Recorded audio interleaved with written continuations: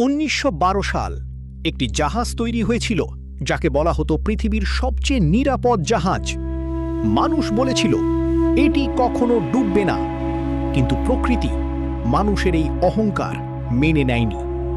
এক রাত একটি বরফখণ্ড আর কয়েক হাজার মানুষের চিৎকার বদলে দেয় ইতিহাস। আজ আমরা জানব টাইটানিকের সম্পূর্ণ গল্প। টাইটানিক তৈরি করেছিল হোয়াইট স্টার লাইন কোম্পানি। তখনকার পৃথিবীর সবচেয়ে বড় জাহাজ ছিল এটি। দৈর্ঘ্য প্রায় ৮৮২ ফুট। ভিতরে ছিল রাজকীয় dining hall, swimming pool, library, gym. ধনীরা এটিকে ভাসমান প্রাসাদ বলতো।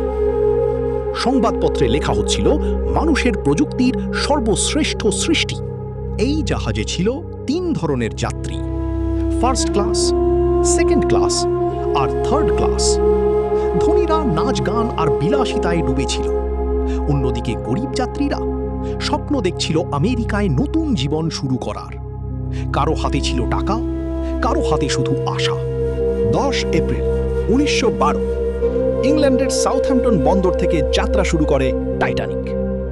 হাজার হাজার মানুষ বিদায় জানাতে এসেছিল। কেউ জানত না এটাই হবে তাদের শেষ দেখা।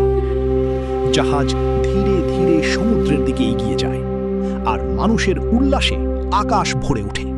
টাইটানিকের ক্যাপ্টেন ছিলেন এডওয়ার্ড স্মিথ। এটাই ছিল তার শেষ ভ্রমণ। তিনি ছিলেন অভিজ্ঞ, কিন্তু এক ভুল সিদ্ধান্ত ইতিহাস বদলে দেয়।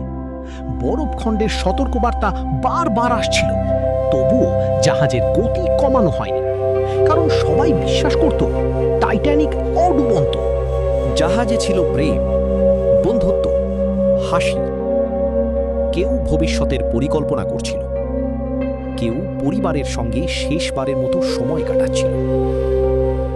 সেই রাতের আনন্দ কয়েক ঘন্টা পরেই পরিণত হবে দুঃস্বপ্নে। ১৪ এপ্রিল রাত। সমুদ্র ছিল অস্বাভাবিক শান্ত। আকাশে চাঁদের আলো আর চারপাশে জমাট ঠান্ডা। হঠাৎ পাহারাদার দেখতে পেল সামনে বিশাল এক আইসবার্গ। Iceberg right ahead. চেষ্টা করা হলো জাহাজ ঘোরানোর, কিন্তু তখন অনেক দেরি হয়ে গেছে। এক বিকট শব্দ বরফখণ্ড জাহাজের গায়ে আঘাত করে। প্রথমে যাত্রীরা বুঝতেই পারেনি কি হয়েছে।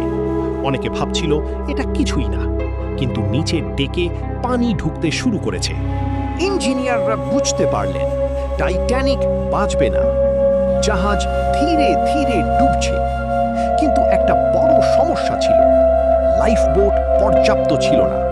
কারণ কেউ কল্পনাই করেনি এই জাহাজ কখনো ডুবতে পারে। চারদিকে আতঙ্ক ছড়িয়ে পড়ে। মানুষ লাইফবোটের দিকে দৌড়াতে শুরু করে। মায়েরা সন্তানকে জড়িয়ে ধরছে, স্বামীরা স্ত্রীকে বিদায় দিচ্ছে, আর ঠান্ডা বাতাসে ভেসে আসছে কান্নার শব্দ। Women and children first. এই আদেশের পর অনেক পুরুষ নিজের জায়গা ছেড়ে দেন। কেউ জানতেন তারা আর বাঁচবেন না, তবুও তারা হাসি মুখে বিদায় দিয়েছিলেন প্রিয়জনকে। জাহাজ যখন ডুবছে, তখনও কিছু সঙ্গীত শিল্পী বাজিয়ে যাচ্ছিলেন তাদের সুর। চারদিকে মৃত্যু, তবুও সঙ্গীত থামেনি। এ যেন ইতিহাসের সবচেয়ে হৃদয় বিদারক মুহূর্ত। রাত 2টার কাছাকাছি টাইটানিকের সামনের অংশ পুরোপুরি পানির নিচে চলে যায়। হঠাৎ জাহাজ 2 টুকরো হয়ে যায়, আর ধীরে ধীরে তলিয়ে যায় আটলান্টিকের অন্ধকার।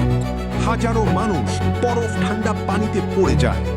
কেউ সাহায্যের জন্য চিৎকার করছে, কেউ ভেসে থাকার চেষ্টা করছে। কিন্তু কয়েক মিনিটের মধ্যেই সবকিছু স্তব্ধ হয়ে যায়। কিছু মানুষকে উদ্ধার করা হয়েছিল, কিন্তু ১৫০০-এর বেশি মানুষ প্রাণ হারায়। পৃথিবী স্তব্ধ হয়ে গিয়েছিল। টাইটানিক শুধু একটি দুর্ঘটনা ছিল না, এটি ছিল মানুষের অহংকারের পতন। আজও সমুদ্রের গভীরে ঘুমিয়ে আছে টাইটানিক, নীরব, অন্ধকার, কিন্তু ইতিহাসের সবচেয়ে ভয়ঙ্কর স্মৃতি হয়ে। এটাই ছিল টাইটানিকের গল্প।